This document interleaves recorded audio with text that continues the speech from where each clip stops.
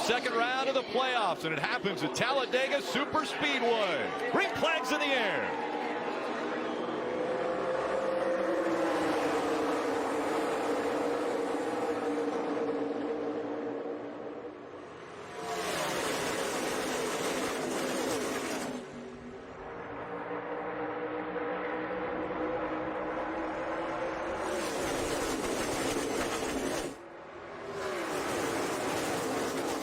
A great start for Denny Hamlin. Now he will proceed to block.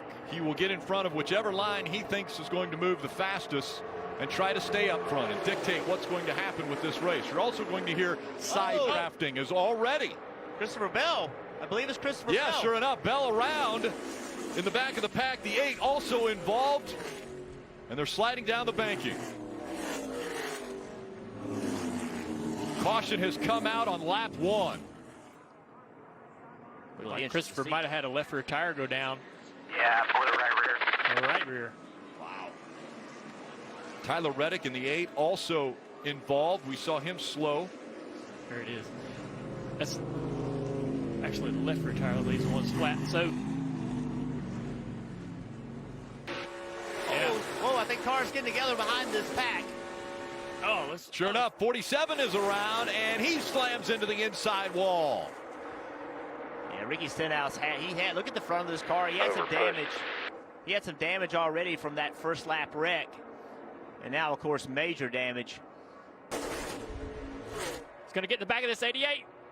88 tries to go to the outside. And around they go. The 10 of Eric Almirola. Up in the air is the 18 of Kyle Busch. Ryan Blaney is caught in it as well. Can't tell who is wedged up against the wall with Almirola. The 18 was airborne. It's the 88 of Bowman. All guys that are battling for the points. Who did we just talk about a minute ago that decided to go to the back? Going to ride around. He also needed points. Well, good job there. Clint Boyer saw this coming. Got out of it. He is going to survive this wreck. With 3 to go, Alex Bowman is involved. Eric Almirola involved, and there's the 14 unscathed. So how much damage does that 18 car have? Doesn't look too bad. It was airborne, Jeff. He just has to be careful here coming around this racetrack. He's got some tires that are flat spotted, possibly tires that are going to be coming apart. Perfect. Right side's fine. Just doesn't want to blow the fenders off this car with the tire coming apart. Let's take a look, yeah. Let's see what's happening here. The 22 car gets a really big push up to the back of Bowman, and Bowman, this happens a little bit late, but Bowman was a little bit unsure of what to do to the inside, to the outside. He saw a little bit of a hole in the outside of the 10 car, tried to squeeze in there. The 10 of Eric tries to block it. They make contact. Here it is, the 88. Probably thinking inside. He gets a big push right there. He's kind of always forced to make a decision, forced to go to one side or the other because of the aggressive push from the 22. If the 88 lifts and doesn't do anything, he's likely to turn into the fence. Yeah, just such a big push from behind. So you see right here, Logano pushing him. They get to the outside. I think they just make contact. I'm not even sure he meant to go there. Yeah, I don't think pushed so hard. I don't think the 10 actually moved to block. I think he actually just had contact from the right rear quarter panel from the 88. Clear. 108 at the line here. Oh, we got a crash. 48 goes around. The big one happening. The one's upside down. Big wreck behind you. Kurt Busch climbed all over the top of the 41 of Custer. The 2 is around. Playoff contenders involved. Kurt Busch won a week ago. He's safe into the round of 8. Everyone else is still fighting for points and positions. The 62, Brendan Gaughan, his final NASCAR race was taking place, and he has severe damage to that car. You see the 1, Kurt Busch got up and on top of the 41 of Cole Custer. Yeah, I'm good. I'm good. Tell me the 22 has something to do with that. You see the AMR safety team on the track.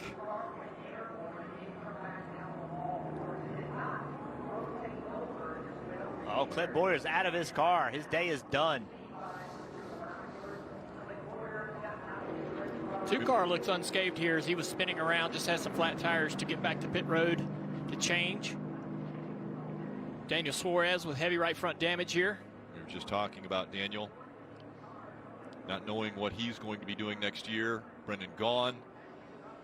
That Beard Motorsports, a team that has one employee. Beard Motorsports, their only employee is Darren Shaw, the crew chief. Take another look at what happened. 14 car has the 48 car out of control through the tri-oval and gets into the left rear quarter panel and turns the 48. 100 pounds flying through the air like toy cars. Watch him on front, right there on 3 up, record, low, straight, low, come on, straight, hold the brake, nothing's coming. Left, all right, hold the brake right there. We're just gonna have a little bit of damage. So right there it starts. It seems like it gets calmed down, but another bit of contact. Now the 48's around into the side of the one. And the one's headed into the outside wall at full speed. Frightening view out the front of that car. As you know, that impact's coming. Anywhere from 30 to 40 G's head on into the fence. Clint Boyer in stage 1 decided to back out of it. In this stage, he decided to go try to get some points. And look at there on the right side of the screen, the 18 car, Kyle Busch trying to avoid the wreck. Slides up into Brandon Gaughan. Jimmy, look at the hands on the wheel. Whoa. He was turning hard right and the car was still going left. Anytime you get pushed in the left rear quarter panel, the way the arrow works on these cars, it just spins the lead car out. Rick, we've seen a bunch of replays. I happened to be listening to the 48 when the accident happened because of that debris. I wanted to hear if they were overheating. He was very frustrated with Clint Boyer. This is what he had to say. Oh, I'm destroyed, and I just got drove through like 6 times by the 14. The thinking. Logano's going down there to get him. Going down, Bobber. He's going to get to the inside of 43 car. He's going to side draft him really hard right there. Stall you out. Square to 37 up your mirror. Middle, there you go. Oh, into the wall. He's in the fence. 43 of Bubba Wallace got into the wall. He stays going. How much damage does he have? Enough damage, he's falling back quickly. The Alabama native up front looking for his first win. And it doesn't look like it's going to happen today. Got a spin behind you. He's going to go to pit road, and a caution has come out. Talked about the spin. It was James Davison in this 53. 9, a lot of speed, a big run. He had a huge push from the 24. Dives low, tries to get by. He's able to make the move, but he did get his 2 left side tires on the inside of the double yellow line. You can't pass below the double yellow line. Oh, and they're right behind. Wow. Caution comes out before they get to the finish line. Look who's in it. Once again, Kyle Busch in the 18. The 4 of Kevin Harvick. Wow. Look at the damage to that 18. What a day it's been.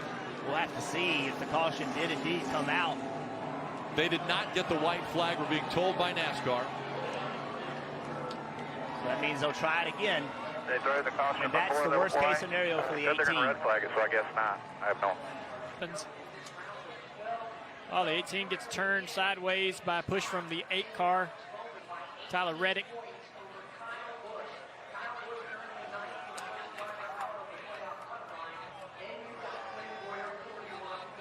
$19 caught up in it. Martin Truex Jr. And a lot of damage there to that right front. We've seen it all day, guys. The pushing from behind right there. And remember, Reddick has damage to his nose that may have contributed to it a little bit and how he was able to push the 18. Plus, the 18 had damage as well. Yeah, the 18 car's got a ton of drag and a damaged tailpiece. And the 9 car now. The inside lines together. Oh, Bubba Wallace with a big move to get to that 3 wide and be the leader of that outside line.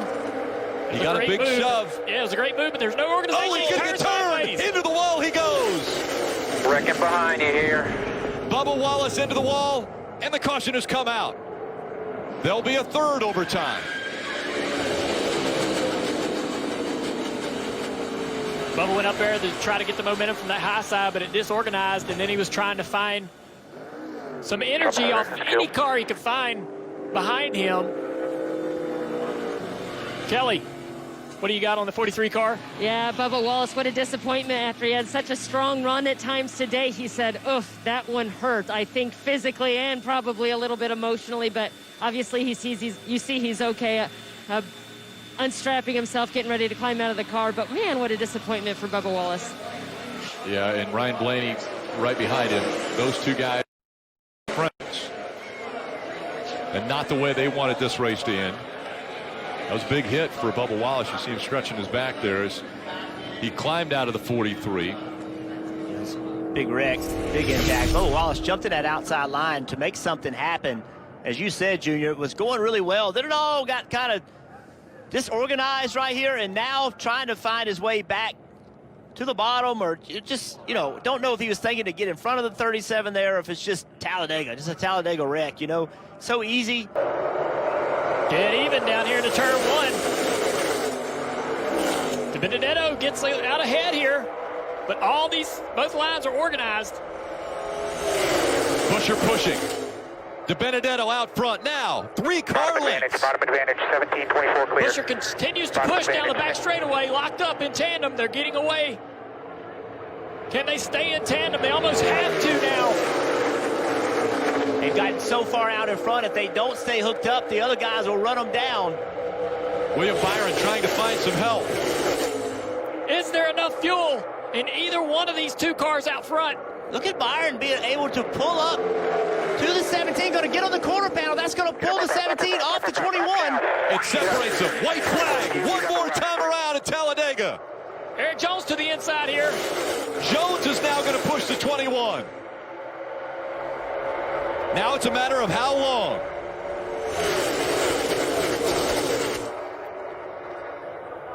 The Wood brothers and Matt DiBenedetto out front at Talladega. No organization right now. Look at this outside line. Oh, we got a car in the wall, the back straightaway. Cody Ware. Here comes the 17 and the 24. They're going to try to block. Eric gets up into the wall. Now the 24, a big run. He slides. They make more contact. 3 wide as they come out of 4. Hamlin to the inside. Side draft coming from the 24 car. Denny Hamlin. William Byron through the triangle coming up to the stripe. And as they go across the stripe, a photo finish. Denny Hamlin gets the nod by 23 one-thousandths of a second. No way. And Matt DiBenedetto has no clue until he gets the information from his team that he again is going to come up short.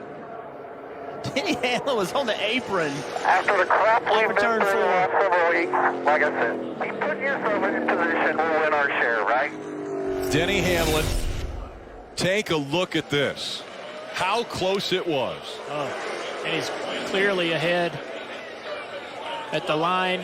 Tough situation again for Matt DiBenedetto, almost to get his first win. He'll have to try another day. 7 wins this season for Denny Hamlin. It's his 44th career win. Why is that important? It ties Bill Elliott for 18th all time. So NASCAR is going to take a look. You guys mentioned about Denny Hamlin and where he was running. Yeah, it looked like he might have went below the line. NASCAR's going to review to see whether there's any violation there. If Denny Hamlin went below the double yellow line to win the race, there has been a precedent set already. You cannot do that. You can't go to the apron to win a race. If he's advancing his position, I think would be the key moment that NASCAR is looking at. Take another look. We normally think about this yellow line being on the straight, but this is in the corner. He is on the apron of the racetrack. Kind of have to see it from a different perspective to see if the 17 car gave him no choice. But he still continues forward. Even though if the 17 gave him no choice, he still continues forward and passes these 2 cars. I know, but the precedent's been set today that they have been black flagging the car that's forcing, and nothing's happening to the other guy who's on the apron. So if the precedent has been set, you would say that Denny did the same thing that anyone else did that got forced below that line today. He just benefited in this situation. He's going to continue to celebrate until he's told differently. NASCAR is still looking. The difference being that this is for the win. This is not just any lap in the race when a car gets forced below the line. This is for the win to determine who takes home the trophy today. But also, Junior, in those other situations, the guy that got pushed below the line didn't pass anybody. Good points. So they got pushed below the line, but didn't pass anyone. So that, they didn't get penalized because they never passed anybody. So right here, clearly Hamlin gets... Yeah, he gets forced down there. That 17 had come down the racetrack. He does, but then he goes and he advances his position to these two cars, or at least get side by side. Well, this is a tough call for NASCAR. Sure is. Because normally we think about this rule being on the straight. We don't ever think about the double yellow line rule being in the corner. I mean, if you're getting forced down below the line, that's it. Does that end Denny's race at that moment? His race is over. He can't continue to compete. NASCAR has said the 11 is the winner. So Denny Hamlin can celebrate his 44th career win. It ties Bill Elliott for 18th all time. For more great NASCAR on Fox content, subscribe to our channel. It's somewhere right around here.